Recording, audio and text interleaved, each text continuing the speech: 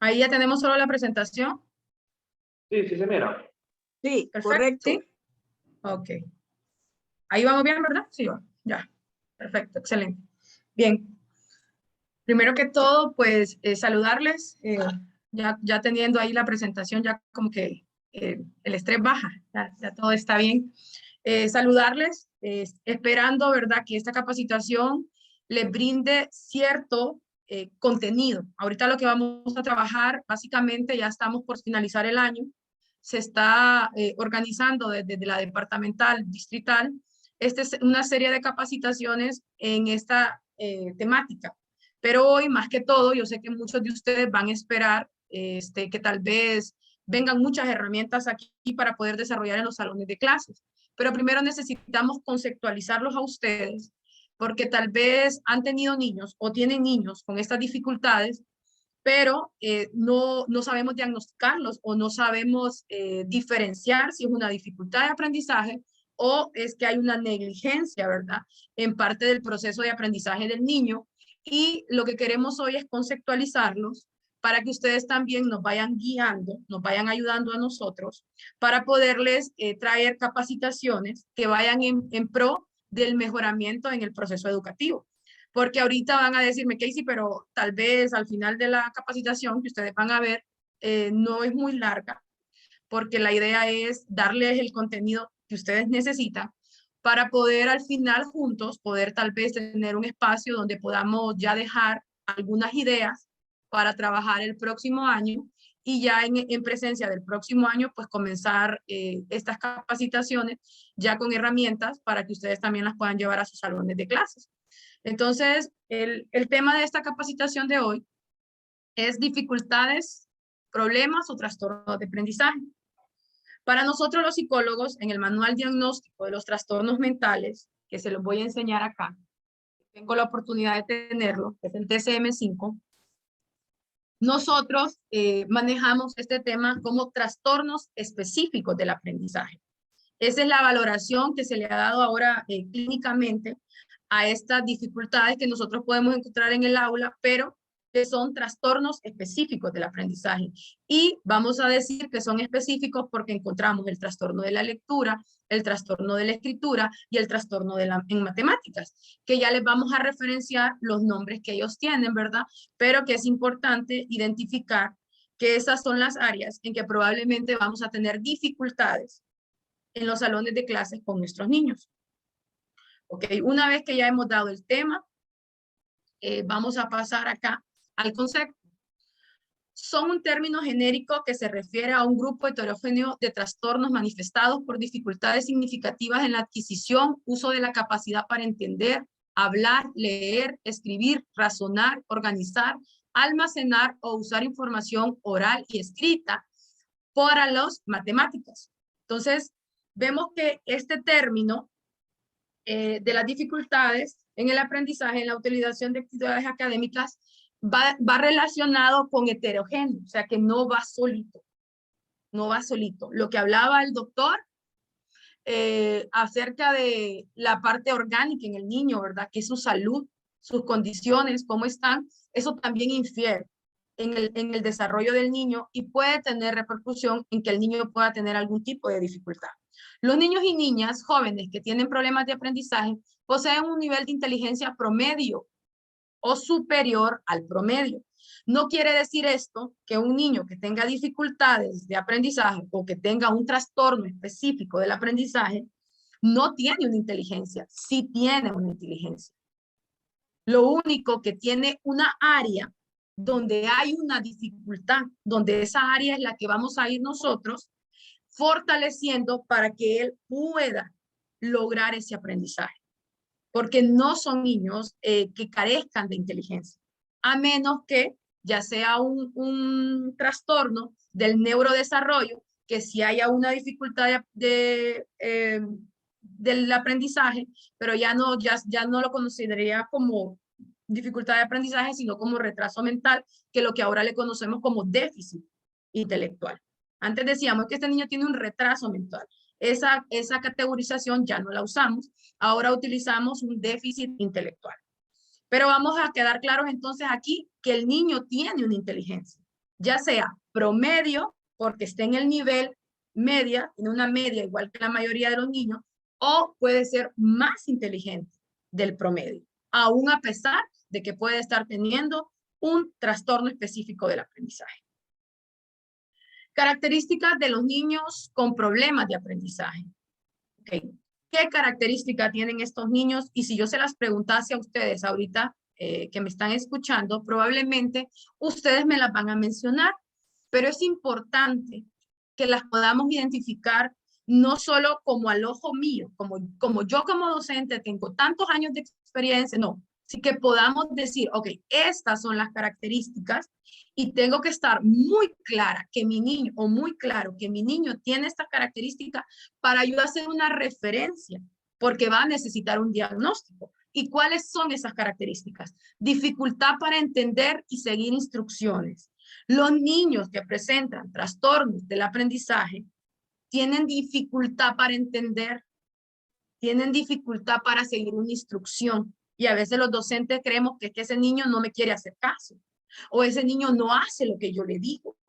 Entonces tenemos que aprender a identificar si es que él tiene dificultad para entender y seguir una indicación o es que este niño tiene algún problema conductual en el aula y eso le impide a él poner atención, que son cosas diferentes. Tiene la capacidad de atender, pero no me atiende, o tiene la capacidad o no tiene la capacidad de atender, porque en varias ocasiones le repito la misma instrucción y no la puede cumplir.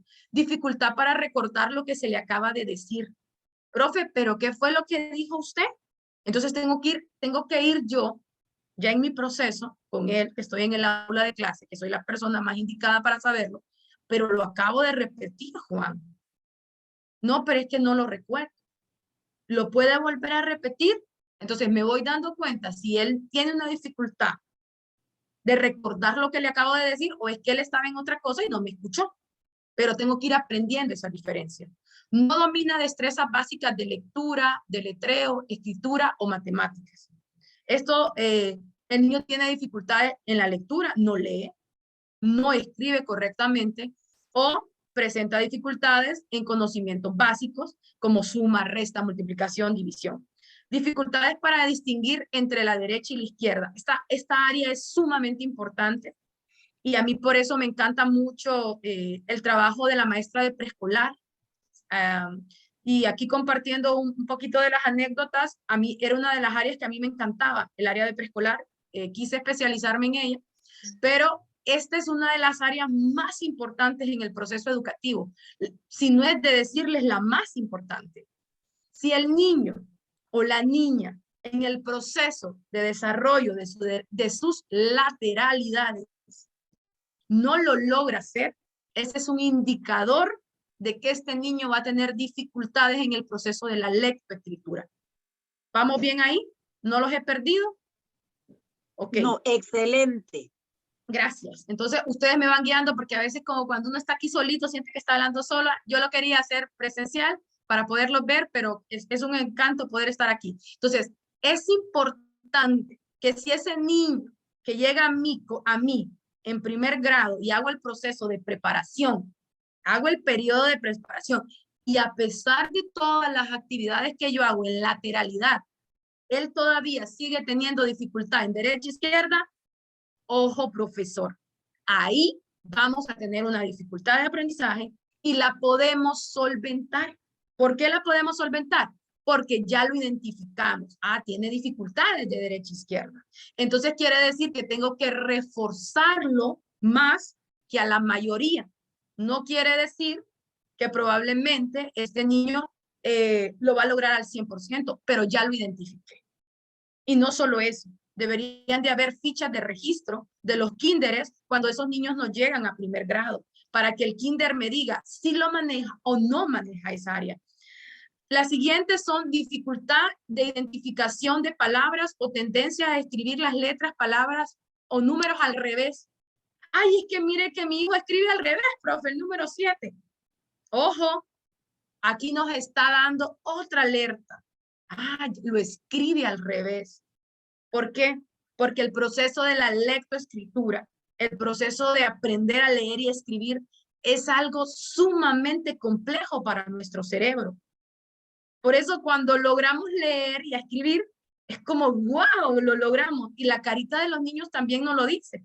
Profe, ya puedo leer, ya puedo saber. ¿Por qué? Porque es un proceso muy complejo por el que pasa todo nuestro sistema nervioso, por el que pasa todo nuestro sistema neurológico. Y por eso es tan importante que en el salón de clase juguemos, cantemos, juguemos derecha-izquierda, saltemos, brinquemos, antes de llegar a que el niño manipule un lápiz. Es más importante todas esas actividades de motor fino y de motor grueso que va a tener el niño. Ok, poca coordinación al caminar. Miren esta, poca coordinación al caminar. Ese niño que se me tropieza en el salón, que se cae con facilidad, no lo hace a propósito. Es algo que quiero que ustedes como docentes logremos como vencer esa barrera. ¿Por qué te caes tanto? Levantarte. Es que él tiene una dificultad y va a necesitar ejercicios de coordinación motora para poderla solventar. Hacer deporte o realizar actividades sencillas como agarrar y sostener un lápiz, amarrarse el cordón de los zapatos. Profe, está en segundo grado, tiene 8 años y no se amarra los zapatos solo. ¿Y por qué no puede? Usted tiene que poder. Nos está dando otro indicador donde nosotros como docentes y muchas veces los padres de familia son muy observadores y a principio de años nos lo dicen. Profe, fíjese que mi niño no se amarra los zapatos todavía. Entonces, ese niño, con ese indicador que yo ya tengo, tiene una característica. No estoy diciendo que ya tiene el trastorno específico, porque para ya poderlo diagnosticar, solo lo va a poder hacer un especialista como un psicólogo o un psicopedagogo, que también lo puede hacer. ¿Sí? Vamos bien. Entonces, ya con las características, vamos a pasar a lo que les mencionaba. Nosotros los psicólogos manejamos este concepto como trastornos específicos del aprendizaje. Ese es el concepto que le debemos de dar y esa es la idea de poderles transmitir a ustedes como educadores en esta mañana la palabra correcta, la conceptualización correcta, para que nosotros también podamos guiar al padre de familia, porque es muy difícil que le digamos a un papá, es que su niño tiene muchos problemas usted. No, tiene un trastorno específico del aprendizaje. ¿Por qué específico? Porque probablemente el niño lo va a desarrollar solo en una área, no lo va a desarrollar en todas. Y miren qué increíble es como la ciencia y todo lo que venimos viendo, porque, wow, o sea, tiene trastorno de lectura, pero es buenísimo en matemáticas. Es increíblemente ágil en matemáticas. ¿Por qué? Porque en el área que él tiene dificultad, el otra área la compensa.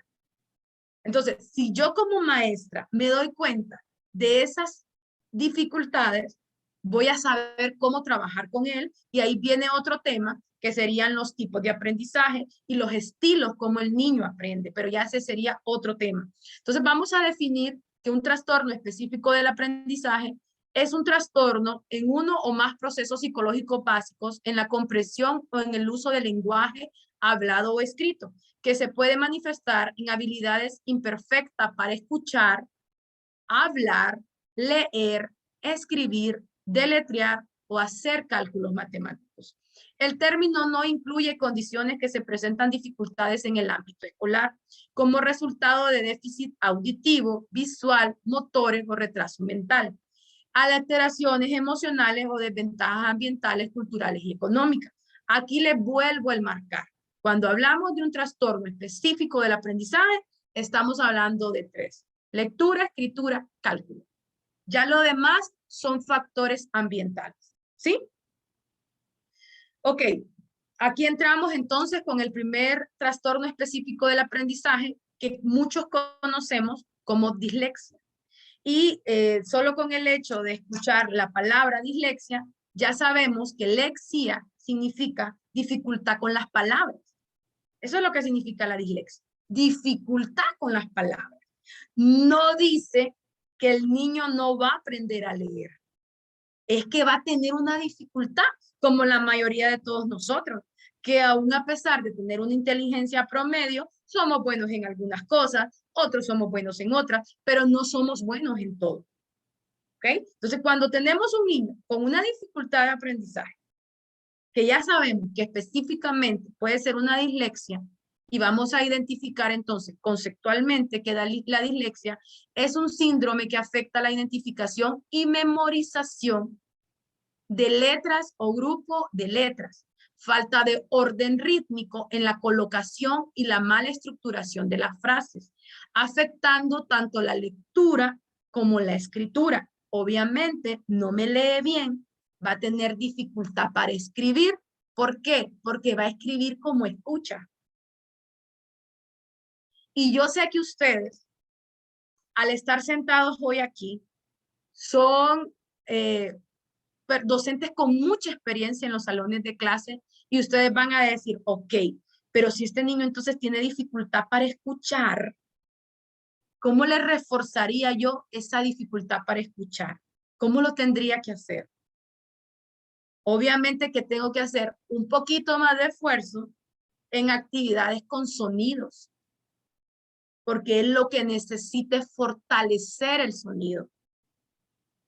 Porque si él refuerza el sonido, va a poder aprender. Le va a costar un poco más que al promedio, pero va a aprender. Entonces, esos maestros que tienen habilidades cantando, bailando, tienen que llevarlas al salón de clase. Tienen que llevar esa guitarra, tienen que llevar esa maraca, tienen que llevar ese pandero. ¿Por qué? Porque son actividades que les van a ayudar a ustedes en el proceso de la enseñanza de la lectoescritura y en prevenir o identificar si un niño puede presentar en un futuro un trastorno específico del aprendizaje. ¿Estamos claros con la dislexia? Para poder pasar a la parte del desarrollo y la adquisición de la lectura en forma normal. Miren esto. Muchos neurólogos, y se me escapan nombres ahorita de neurólogos interesantes porque me metí como más en el tema de hablarles específicamente, nos hablan que el proceso del desarrollo de la lectoescritura puede venir siendo de los 7 a los 8 años. Pero si nos vamos a nuestra malla curricular y nos vamos a nuestro currículum nacional básico, muchos de nosotros estamos queriendo que los niños lean en kinder, que lean en prepa, o que lean en primer grado y dicen, no, que tiene que leer, que tiene que leer, que tiene que leer en primer grado. Y sí, es una edad cronológica para poder ir identificando si van a haber dificultades, porque es el momento donde el cerebro se va preparando para este proceso. Pero si nosotros o nosotras aprovechamos más el proceso preparatorio de lo que es kinder y preparatoria, vamos a tener muchos mejores resultados en el proceso de la lectoescritura, sin estar corriendo. Es que ya lee y está en kinder. No, no necesitamos que lea en kinder. Y se lo digo como profesional y se lo digo como estudiante ya de muchos teóricos del aprendizaje que podría enunciarles aquí, pero que es el que habla de la parte del desarrollo motor en el estudiante, en el niño. Les podría hablar de Frosty, que Frosty nos dice que hay que desarrollar la parte de la visión en el niño. Y así les podría hablar de muchos teóricos que nos dicen que lo primero que hay que hacer es prepararlo al cerebro. Hay que prepararlo para ese proceso tan difícil que va a venir. Y si lo preparamos en su motor fino, en su motor grueso, lo vamos a hacer mucho mejor. E intenten hacerlo ustedes con sus hijos. Si alguno de ustedes tiene niños en edades preescolares y usted se pone a saltar, se pone a jugar con él, le enseña el abecedario jugando, cuando él le llegue al proceso de la lectoescritura en el primer grado, se le va a resultar más fácil. Entonces, Profe Casey, disculpe, dígame. pero esos teóricos son solo teóricos o son teóricos prácticos, porque una cosa es la teoría y otra es la práctica. Sí, son prácticos, son prácticos. Podemos ver, por ejemplo, Frosty. Frosty es la creadora de que le enseñemos al niño a escribir en puntitas. ¿Se han fijado cuando les comenzamos a enseñar a escribir la U? Les enseñamos a escribir, que les punteamos la letra. para que él la vaya uniendo poco a poco. ¿Por qué? Porque el control ocular del niño no está desarrollado a su totalidad. Por eso él a veces no puede hacerlo solo, y no es porque no pueda, pero a veces nos saltamos esas etapas. De un solo le ponemos el ejercicio y queremos que él lo copie, y desde ahí vamos cometiendo negligencia. Desde ahí vamos cometiendo errores en el proceso de la enseñanza. Y tal vez el niño no tiene dificultad de aprendizaje, pero la va a desarrollar porque no le desarrollamos esa área. Ah, no, yo no voy a estar haciendo puntitos, que escribo. No puede el niño. Y aquí es donde lo vamos a ver. El control ocular, la capacidad para deslizar la vista sobre las letras. Hay niños que lo tienen y lo desarrollan muy fácilmente sin necesidad de la punteadita, pero hay otros que lo van a necesitar. Y es ahí donde el docente tiene que aprender a diferenciar. Pero ¿cómo vamos a diferenciar en una etapa tan prematura, donde el niño a veces también la parte de la autoestima y la parte del control de él mismo no le permite decirnos si profe miro o si profe no miro? Entonces nos toca hacer esa punteadita a todos los cuadernos, nos guste o no nos guste, nos tocaría. La otra es la orientación espacial, captar las letras y las palabras desde la izquierda. Por eso les hablo mucho de hacer juegos con los niños de derecha a izquierda, de lograr que el niño, una vez que yo quiero que agarre el lápiz, es porque ya maneja la derecha y la izquierda. Siguiente, la retención de la información, trazos de forma de las letras, características diferenciales. La mayoría de nosotros, cuando comenzamos este proceso de aprendizaje y lo comenzamos a enseñar, enseñamos las líneas, la línea recta, la línea horizontal, la línea curva. Desde esos conceptos básicos vamos viendo si el niño retiene información. Línea recta de arriba a abajo. ¿Sí? Y a veces él no lo retiene, lo hace de abajo para arriba. Y desde ahí nos va dando una pauta. Ah, tengo que trabajar con él, porque ya me está mostrando que tiene esa dificultad. La otra es la secuencia verbal, es la comprensión del sentido estructural de una frase. Damos indicaciones a veces muy largas. Siéntense, párense, vuelvan a guardar su cuaderno. Cuando estamos en este proceso, tenemos que aprender a dar indicaciones claras y cortas. Porque el proceso de memorización del niño está en ese proceso, perdonando la cacofonía. O sea, la cacofonía está en ese proceso. O sea, el niño está en el proceso de aprender a tener una secuencia verbal. Y aquí conocemos a un teórico como Jean Piaget, que nos habla de los tipos de pensamiento. ¿En qué tipo de pensamiento está el niño? Y él habla de 4 estadios, que lo pueden ustedes buscar para que ustedes se puedan guiar. Para continuar, vamos a ver signos. Y esos signos, lo que les venía mencionando. Hablábamos de la etapa preescolar y en esos signos vemos de los 3 a los 5 años de edad y de los 6 a los 8 años de edad.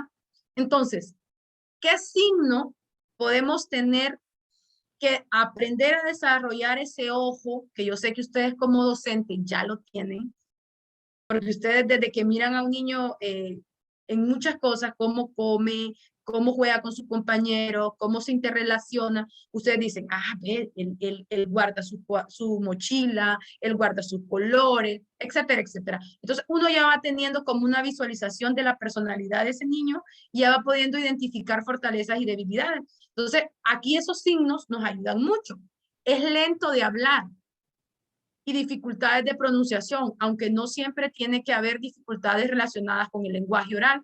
Además, tiene inconvenientes para aprender rutinas y memorizar números, letras, los días de la semana, canciones o colores. Dificultades con la manipulación de las prendas de vestir, abotonar o subir cierres. Aquí regreso otra vez al área de preescolar. Qué importante es que el niño aprenda a poner los botones de una camisa antes de que le den un lápiz. Qué importante es que el niño aprenda a bajar y subir un cierre.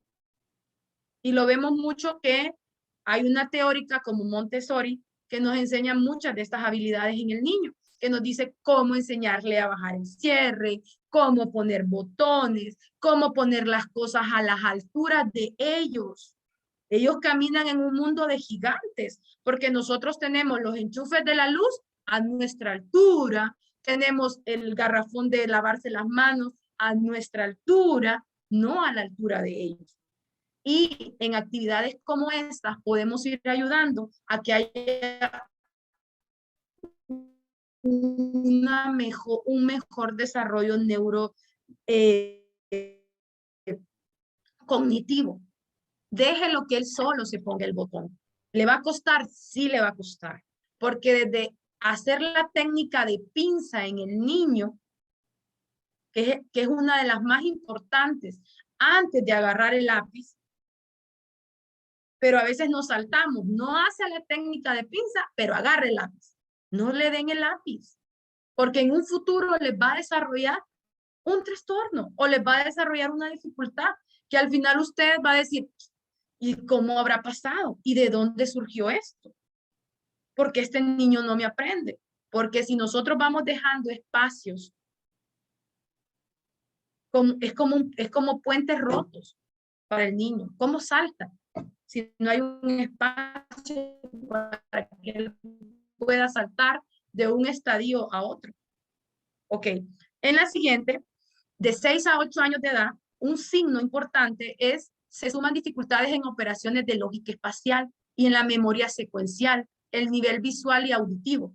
O sea, ya no solo tiene problemas para amarrarse los zapatos, ya no solo tiene problemas para dificultades, me gusta más la palabra dificultades, ya no solo tiene dificultad para atarse los zapatos, ya no solo tiene dificultad para recordar qué día es hoy. ¿Qué día es hoy, niños?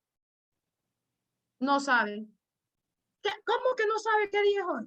Y vamos con la agresión, ¿verdad? Porque ya le repetí varias veces.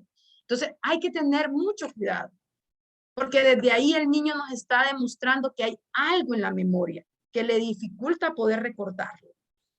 Entonces, ya hay una dificultad en operaciones lógicas espaciales. Vamos a salir al recreo y el niño se queda en el aula. ¿Y por qué no salió al recreo? Porque la indicación no la supo relacionar.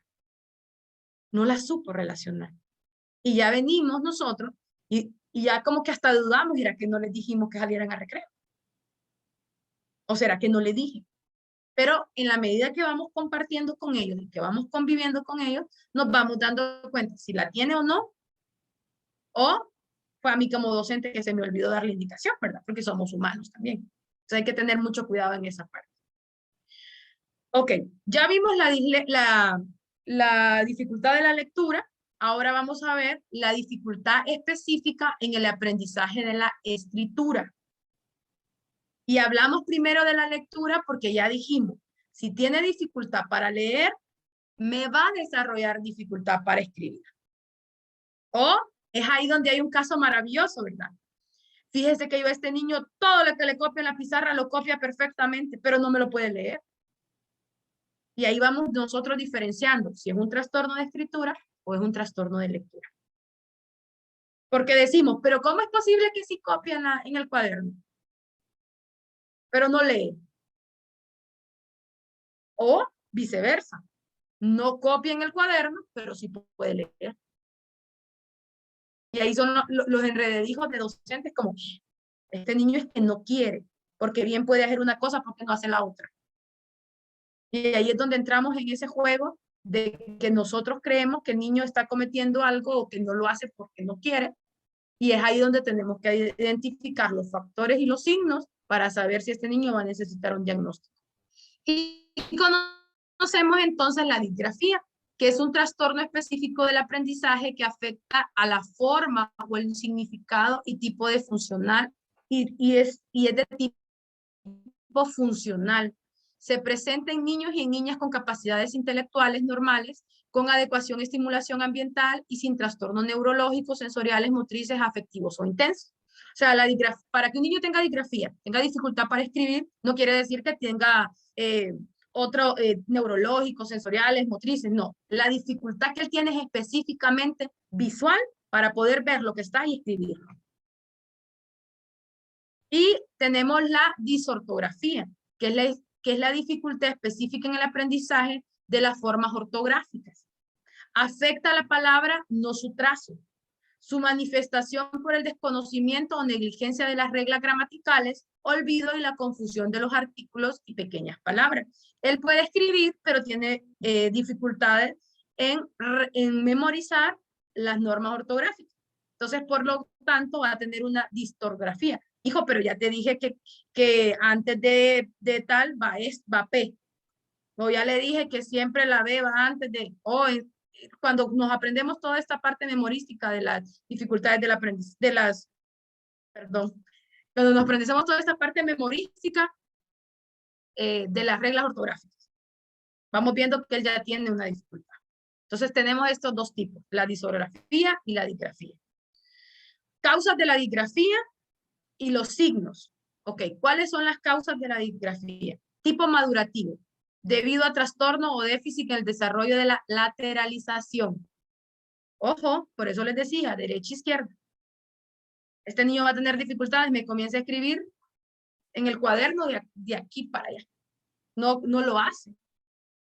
¿Y por qué escribe así? ¿Por qué escribe de abajo para arriba? ¿Por qué le pone el cuaderno al revés? Entonces ya nos va dando ciertas causas de la disgrafía que él puede estar presentando. Tipo caracterial, factores de la personalidad o afectivo.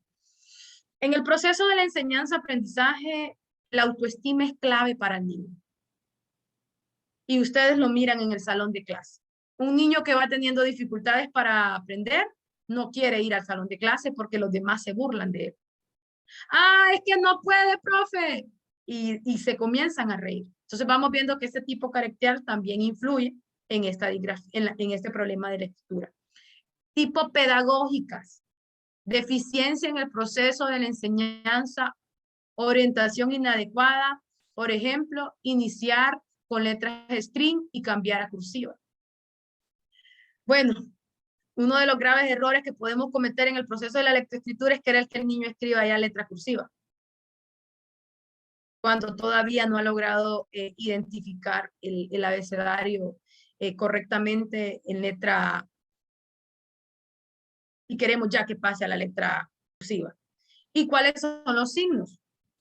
Miren cuáles son los signos que nosotros también los identificamos. ¿Por qué me escribe tan grande? ¿Por qué me escribe tan pequeño?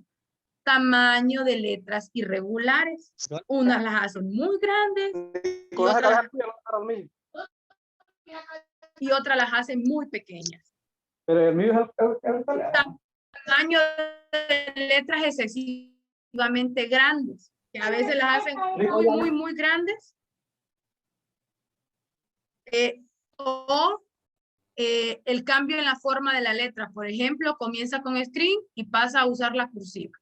Mezcla las dos letras. Mezcla la string, o sea, las letras normales, nosotros escribimos. O de un solo hay que tener cuidado y reforzar, ¿verdad? Para que él no cometa ese error, que lo podemos corregir a tiempo. Problemas de inclinación de las líneas o base de las letras. Volvemos a recordar aquí lo básico en preescolar. ¿Cuál es el primer tema de uno que se enseña? Línea recta, línea curva.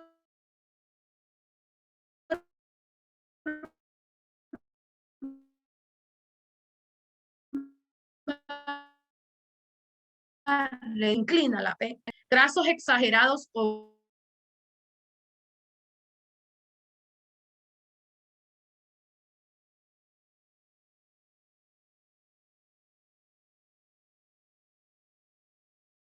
en la tablet, sobrecargados de estímulos, ya no tienen capacidad como lo hacíamos nosotros, de esperar que pasara el anuncio. Ellos miran que el muñequito no sigue, inmediatamente con el dedito lo corren.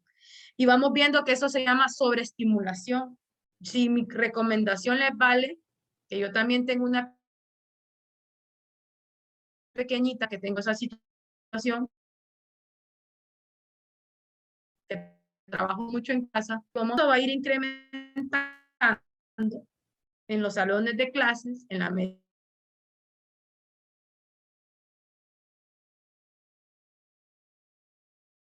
que vayan pasando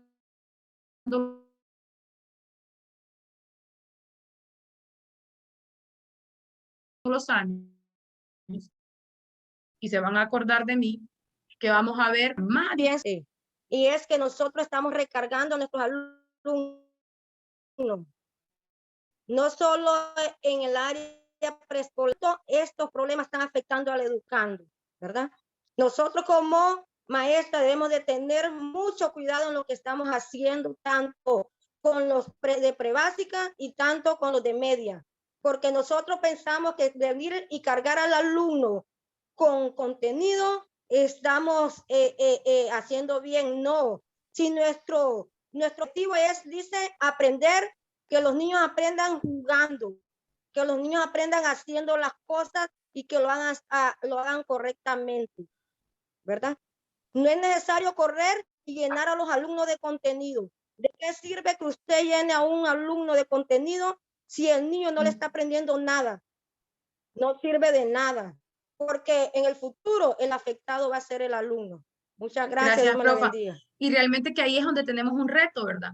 Porque nosotros sabemos que tenemos una malla curricular, que tenemos ciertos objetivos que cumplir durante todo el año, pero ahí es donde tenemos un reto. Y es ahí donde yo digo, y lo digo porque tengo la oportunidad también de ser docente y estar en un salón de clases y haber primaria, secundaria, hasta universidad.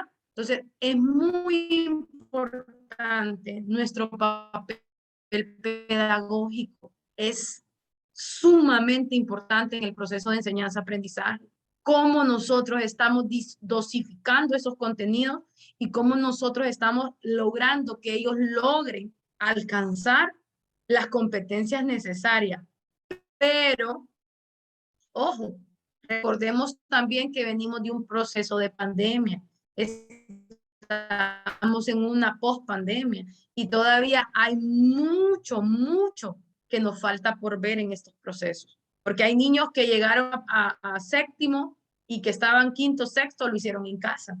Entonces hay que tener mucho cuidado en todos estos procesos que también como docentes hemos ido viviendo, porque nosotros no estamos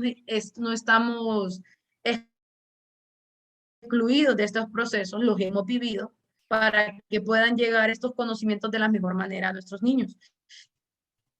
Entonces, vamos a dificultades en la percepción, memoria, visual, auditiva y espacio temporal. Dificultades en la percepción. Este niño va a tener dificultades para ver más allá. Pero ¿por qué sacó el jugo? Tal vez no era hora de hacer esto, sí, porque él no tiene una claridad en la percepción. O sea, él en espacio-tiempo no sabe, no sé si ustedes lo han escuchado, qué desayunó o qué almorzó y él mezcla. No saben identificar cuándo es desayuno, cuándo es almuerzo y cuándo es cena. Y son cosas cotidianas que se deben de vivir en los hogares. Visual, auditiva y espacio temporal. ¿Cómo vamos a trabajar la parte visual? Estímulos visuales, tarjetas, carteles, pero ahí es donde tenemos un reto. La sobreexposición de desarrollar la memoria auditiva. Cómo dar indicaciones que solo son de escucha para que el niño vaya memorizando.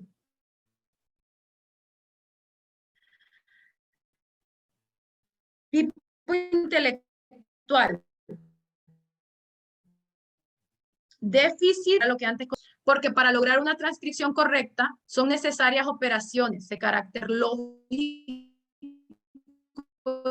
intelectual que faciliten el acceso a la grafema.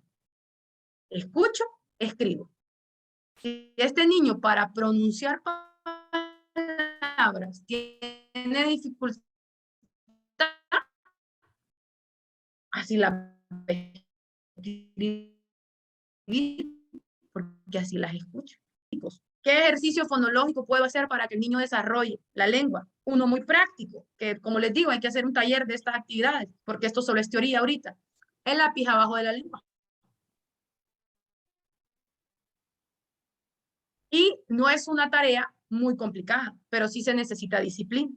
Y así se pueden hacer muchas tareas. Cuando el niño succiona con las pajillas, que hace la técnica de la burbuja,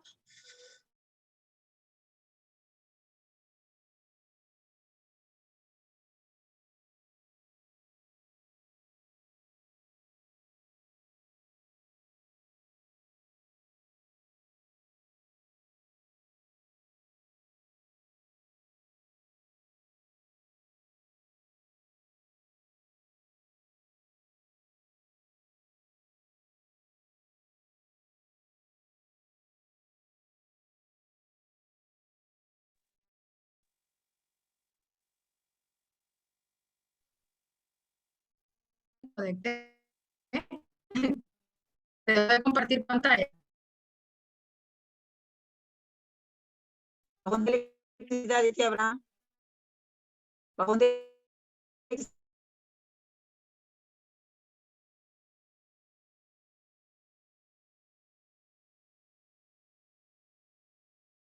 electricidad, dice.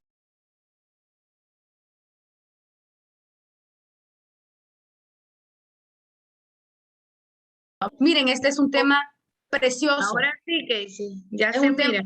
es un tema precioso si lo visualizamos como para nosotros docentes, que estos se conviertan en retos. O sea, Claro. no, yo creo que no hay mayor satisfacción de un docente que un niño que le llegue con una Sí. dificultad y que la supere en el proceso. Es como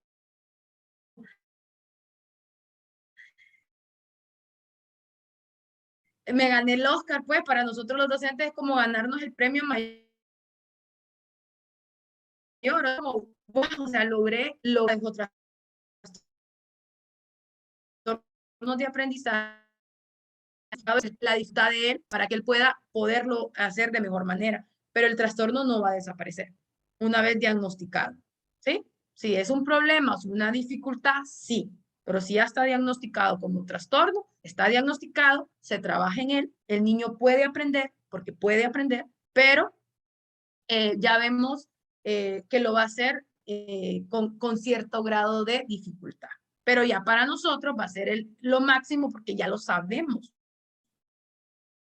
Sabemos que tiene dificultad y en el proceso nosotros vamos trabajando con ellos. Ahora sí se mira la pantalla. Sí, ahora sí. Pero se mira igual. Pero se me mira igual que antes, ¿verdad? Ok. Sí, okay. sí, sí. Ok. Entonces tenemos el tipo afectivo. El bajo nivel de motivación. Si no hay motivación, no presta atención. Los salones de clase deben de estar llenos de motivación. Nosotros los docentes deberíamos de recibir, porque Vale me presentó al inicio como una presentación motivacional. Sí, yo trato de que todas mis presentaciones sean como muy vividas, muy activas, pero más que ser una presentación motivacional, esta es una conceptualización de una dificultad que estamos teniendo en el aula de clase y que es necesario manejarla para poder superar estas dificultades.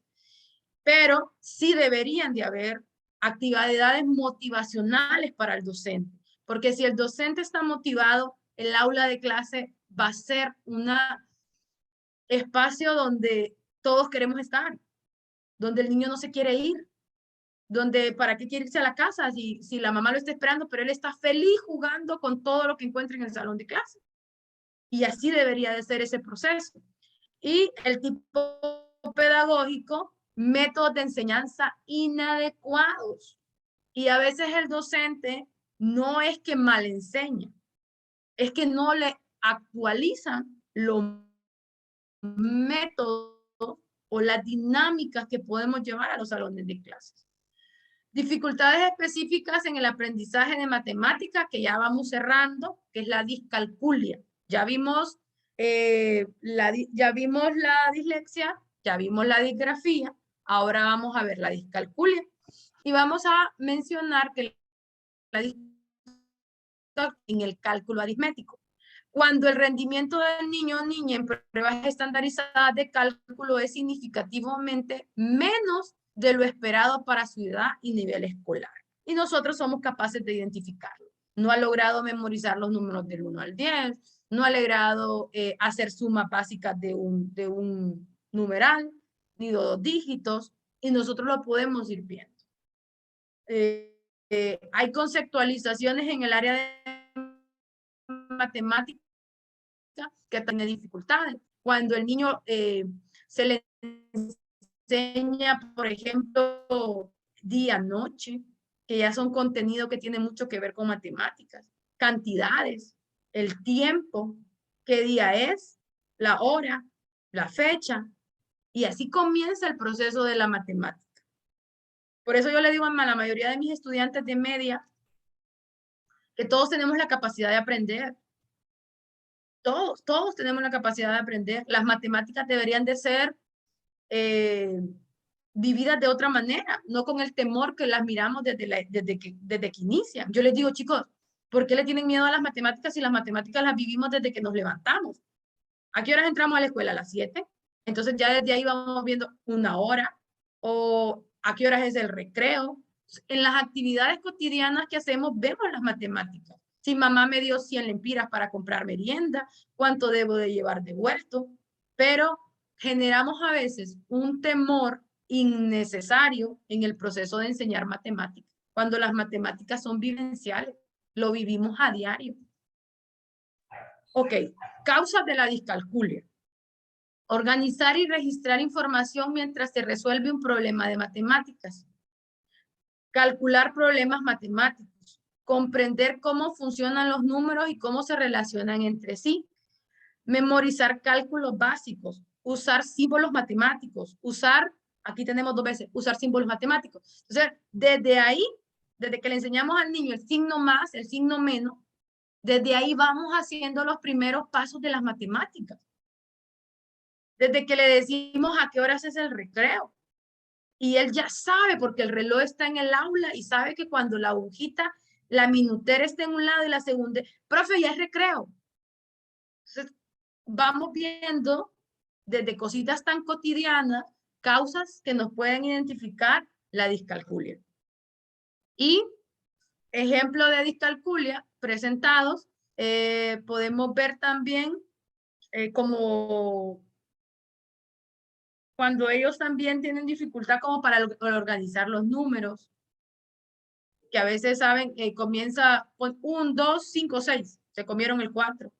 Vamos identificando nosotros que ellos tienen esas dificultades. Y miren qué corto era el de la discalculia, que ya ni lo sentí. Hay mucho, este tema es muy amplio. Esta presentación fue compartida por la departamental. Se le pueden hacer muchas anexiones al tema, se le pueden hacer muchas adaptaciones, pero yo seguí la indicación que se me brindó, que fue que vamos a capacitar todo el departamento con esta presentación. Nosotros podemos hacer sugerencias, ¿verdad? Ya ustedes pues hemos llegado al final de esta presentación de este tema tan interesante que para mí, si los docentes lo aprendiéramos a manejar como algo más vivencial, tal vez cuando estas dificultades estén en el salón de clase no nos causarían tanta frustración, porque nos causan frustración ver que un niño no aprende, ver que no memoriza, ver que no recuerda algo, ver que yo tal vez hice hasta piruetas en la pizarra, pero él no aprendió lo que yo le estaba enseñando, también puede generar un grado de frustración.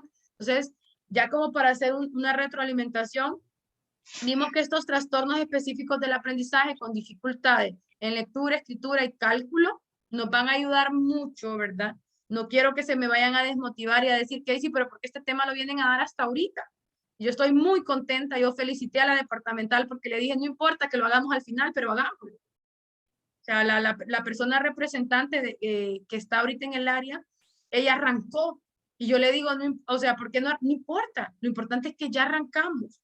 Lo importante es que los docentes van a tener un conocimiento, ¿verdad? Que yo sé que muchos de ustedes probablemente ya lo manejaban,